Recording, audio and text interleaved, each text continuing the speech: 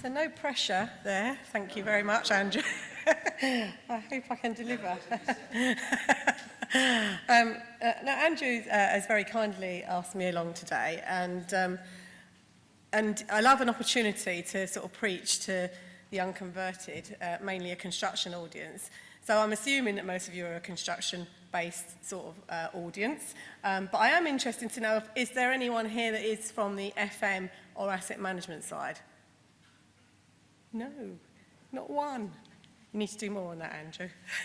This is about embracing us as a built environment, and it's all of those things coming together that meet with construction. So before I go into this a little bit more, just a tad about me and why this is so important to me. I really had a light bulb moment, actually, when I worked for Barclays, and I was one of the... I had a rare opportunity being involved as the FM for Barclays at the time to actually be part of their project team for building their new headquarters in Canary Wharf.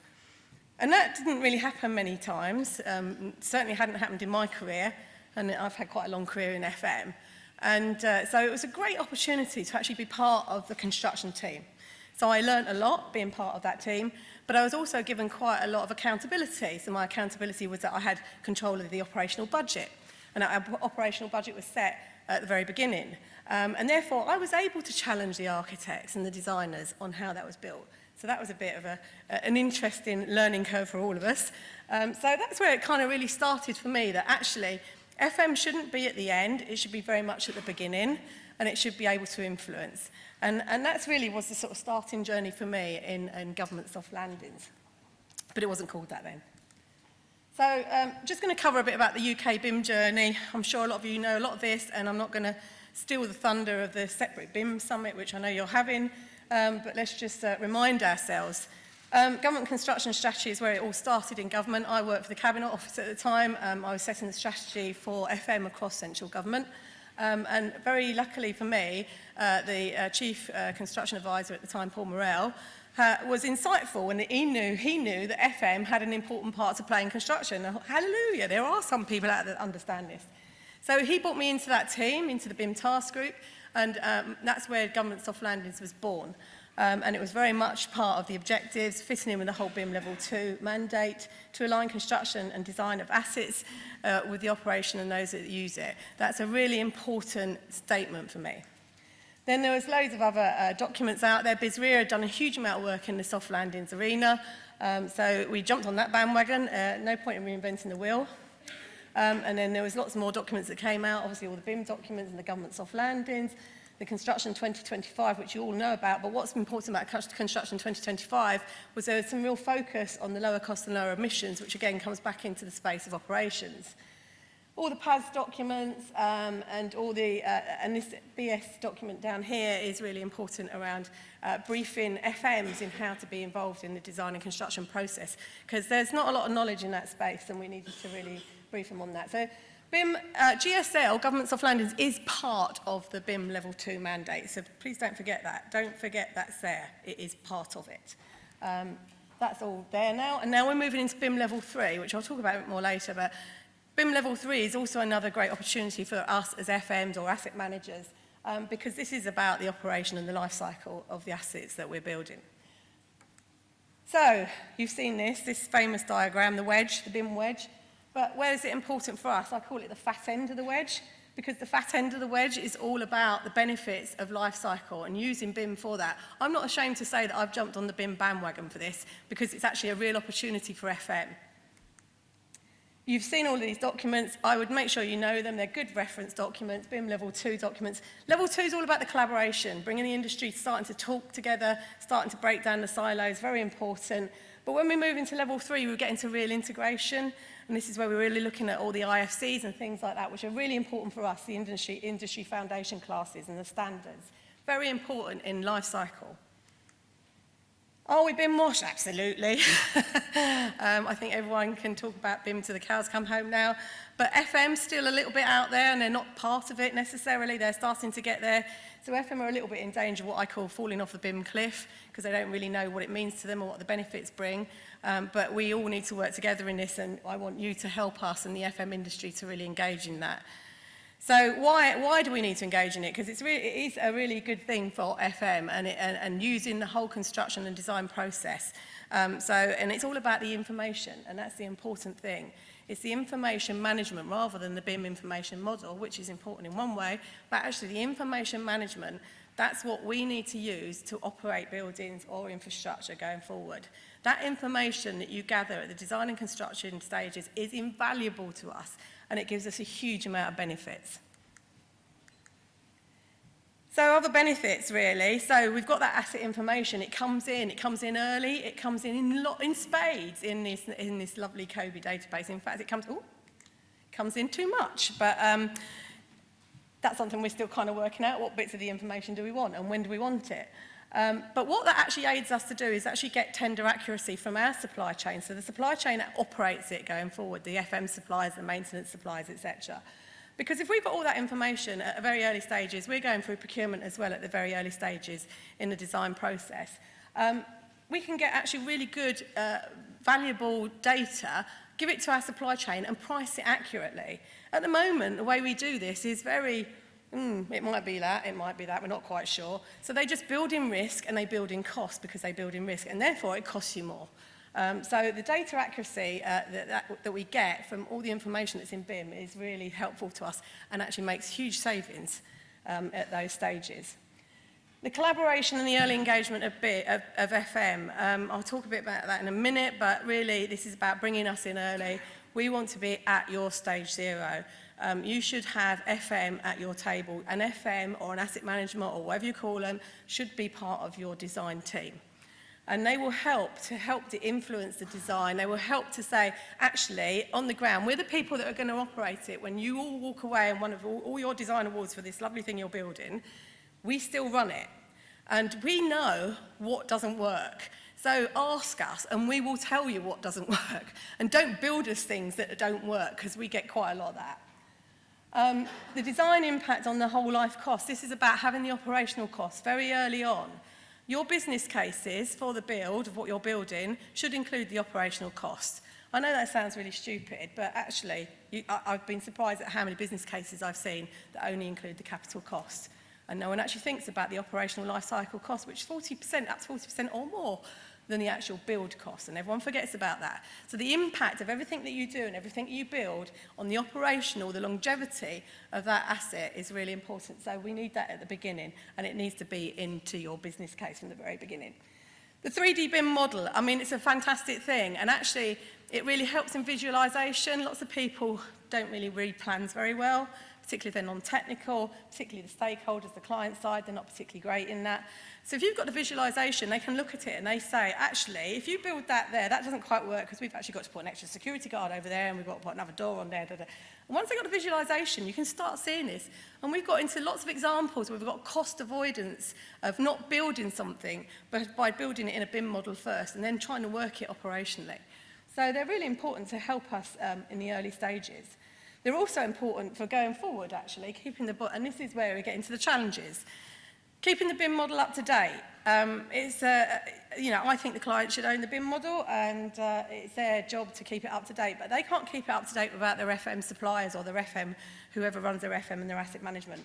The CAFM system, the computer-aided FM system, is how people run their buildings and their assets and their operations. That's a huge amount of data that's in there. It comes from the BIM model into the CAFM system. The CAFM system is used on a daily basis. That then needs to repopulate the BIM model when there's any changes. And we will change. We will change everything that you build because that's just the nature of what it is. We will change things.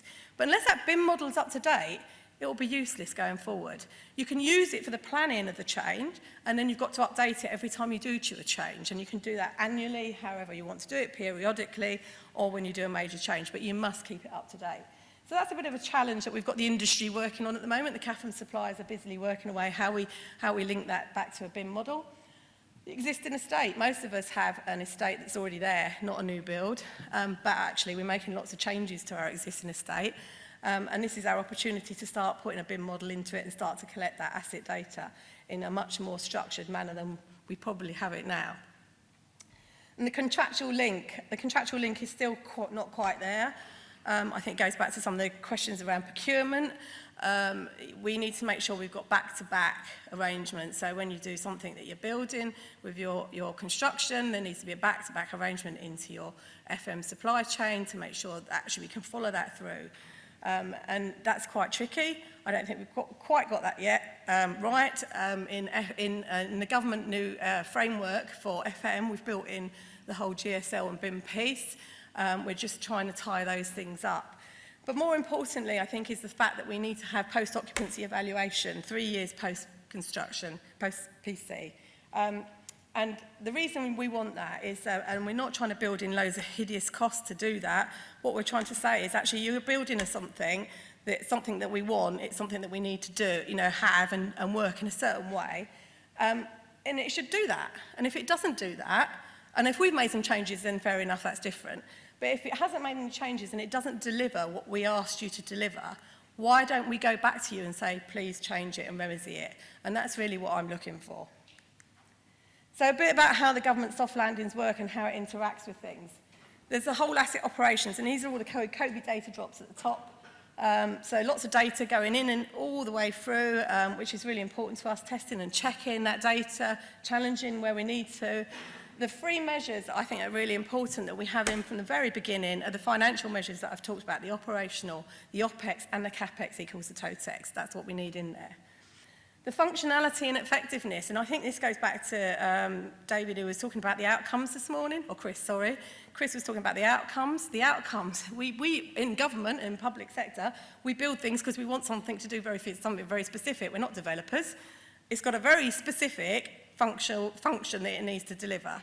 So actually the functionality and effectiveness and what it needs to do, be it a school, a hospital, a prison, whatever it might be, needs to be very explicit in what that needs to deliver. And so that's a measure that should go in as part of your key KPIs in your build. And then the environment, there's a whole raft of stuff on environment, waste, energy, all of that lovely stuff, it's all there. It should be in there and it should be tested and checked.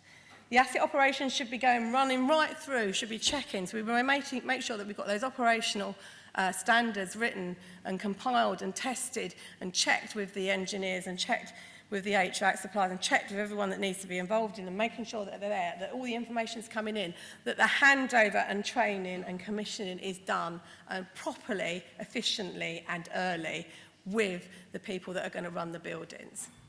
We so often get buildings as, here's a bunch of manuals, some keys, and a marvellous BMS system that no one knows how to work. So, my plea to you in the construction industry is make sure that we get that training so we can operate our buildings efficiently and how they're meant to be run. And the most important person for me is what I call the GSL champion. She's Pam. She stands for Property Asset Manager, could be an FM, could be anybody. It could be whoever is representing, operating and maintaining and managing that building going forward, or infrastructure. I talk about buildings because that's my background, but it can easily apply to infrastructure as well. And if we have that and we've got that in place, we shouldn't be dropping those the baton at the key stages, which is what we've been doing all along. And for me, it's just about common sense, so let's just start applying it. You've probably seen a lot of these, the OIRs, EIRs, all of that lovely stuff. But there's two important ones for me. The employer's information requirements, getting that right. There's a lot of education of the client side here. We know that there's a lot of the clients asking for BIM and GSL, and they actually don't know what they're asking for. They just say, we've been mandated, it's got to go in there. But what is it? So we need to educate the client side as well and say, what is it that you want? Going back to those those KPIs and say, if you write down what it is, get it into your EIRs, really make it clear what you want it to deliver at the end. And the other one for me, which is really important, is the asset information model. This is really bridging the gap because this takes the BIM data model, takes it into the CAFM operating system. So that's really, for me, a very important piece of work that has to be done. So what we've been doing at MOJ, we practice what we preach. It's not just about talking about it, we're actually trying to do some of this as well. We're still going through the stages, we're still learning. But we've done quite a lot. So, you know, we've got standardised design components in a BIM library. So that's working well, particularly works well on prisons because they're a nice component, easy things to build in that space. Not working so well on courts yet, but we haven't really tried it, but I'm sure we will going forward. The key KPIs, we've been developing those for, again, the prison estate has been the one that we've been leading on in this, and then we're going to try and start putting that into the other types of buildings as well. Ensuring that the operational costs are identified. We're very clear now that goes into all our OBCs, all our business cases. Life cycle costs are incorporated into those business cases. GSL champion, my team, my FM team, I have a GSL champion on every project. They're all over it. I hope that some of you have made sure you've got your GSL champions identified. Hinkley Point chap, has he got a GSL champion? If you haven't, I'm going to come and talk to you. You're at the right stage now to have your GSL champion in there because, you know, they'll be the people maintaining and operating that site, which is huge. So they really need to be involved. Asset information model, we're currently building ours at the moment. It's not easy, it's quite a lot to do, a lot to think about, but we're also using something called a digital lifecycle toolkit. It's an Innovate project that's been funded partly, but it's also industry-wide, so it's CIBSE, RICS, BCIS, BNES, probably forgotten someone, and various industry bodies. We're just one of the client champions, there are others that are looking at this, not just public sector, in private sector, in retail as well. And basically that will help us try and bridge that gap to actually developing the asset information model. So when that piece of work will come out and it will be published, as the case studies of all the client champions that are part of that project, and it will help people to actually do it. Because, you know, the more we do it and the more we share it with people, the more people will come and get involved in it. So that should be published fairly shortly. Commissioning, training, handover, I've already talked about. The FM suppliers, we need to get them brought in early. Most of you will probably outsource your FM, I'm so sure. So, you know, make sure that they're involved in it, that they're not at the end of the supply chain, just being handing over a load of books and a few keys.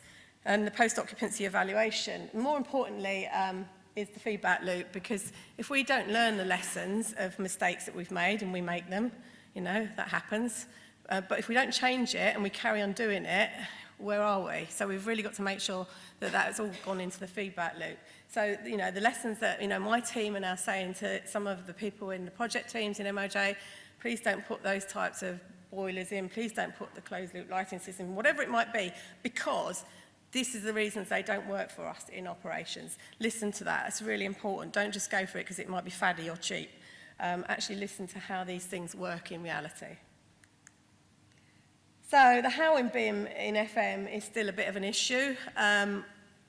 We really need to get the FM industry up to speed on this, and that's something that I'm very passionate about, making sure that they really know. But I also want to make sure, and I think the construction industry are hopefully a bit more ahead of the game on this, but I want them to understand why it's important in the FM space. So hopefully you'll be learning some of that today if you don't already know it. Hopefully you do know that already. So the knowledge and understanding of the client, I think we've all got a part to play in that. They need our help because they don't know, not all of them, some of them do, but a lot of them don't. The integration with the CAFM and the BMS systems, the COBIs, the IFCs, all this lovely technology, you know, the standardisation of data, that's it really, that's it. I don't care what you call it, and you can have, there's all the pros and cons on COBI, just have one and just stick with it, please, that's my plea. Standardised processes and documents, the PAS documents, the BS 8536, all these documents and standards really help us going forward. The collaborative processes, the open discussion, the information exchange, that's where BIM really, I think we can really use BIM, and we use that being part of that in that chain. The early involvement, the EIR requirements to ensure that FM requirements and data is received and is sufficient and in the right format to develop the aim, because that's another really, you know, we're a bit like scared rabbits in the headlights and say, okay, we've got all this data, Mr. FM, what do you want to do with it? And they go like, I don't know, what data is it, what have you got? So, you know, it's really, they need to be ready to take that, so there needs to be a bit of a build-up on how they're taking that data, how they're putting it into the new systems. What is it that they need to receive? Because they don't want all of it, they really don't want everything that's in BIM, there's quite a lot of data there. And we need to be in a position as an FM to actually validate and receive it, and know what we're asking for and really understand what's coming across. So I don't want FM to be slow on the take-up. I think they have been a little bit, and I don't want to be the weak link in the chain. So, you know, I think we've all got a part to play in making sure that they're not the weak link in the chain, because everything fails when it fails in operation and you've designed a lovely building. So is FM ready for BIM? I don't think they're there yet, but we're certainly learning and they're certainly embracing it. And we've got a lot of case studies now coming out in the market, which really prove the point. It is about breaking down the silos. This is about us being involved early. And it still doesn't happen everywhere. I saw it in my own organisation this week where I had to bang on the door with a project manager and say, why are we not involved in this project? And there's still pockets and we still need to make sure it happens, but we've got a responsibility to do that. Level 2 BIM, I think, is fairly understood by the industry. Some are more advanced than others, but I'd say we're sort of level 2 BIM-ish. I think that's okay. I don't think you need to sort of be totally BIM, level 2 BIM. As long as you're level 2 BIM-ish, that's fine. Level 3 BIM is really around the principles of the whole life. And so I think this really gets quite sexy for FM. And, you know, to reap the benefits, unless we really grasp it as the FM and the asset management industry, we'll be just left hanging off the edge. So it is about the two things together for me, and it's about the outcomes, better outcomes, what we're trying to achieve. And it's championing better outcomes for our built assets during the design and construction stages through government soft landings powered by BIM to ensure value is achieved in the operational life cycle of an asset. That's become my mantra, and thank you very much for listening.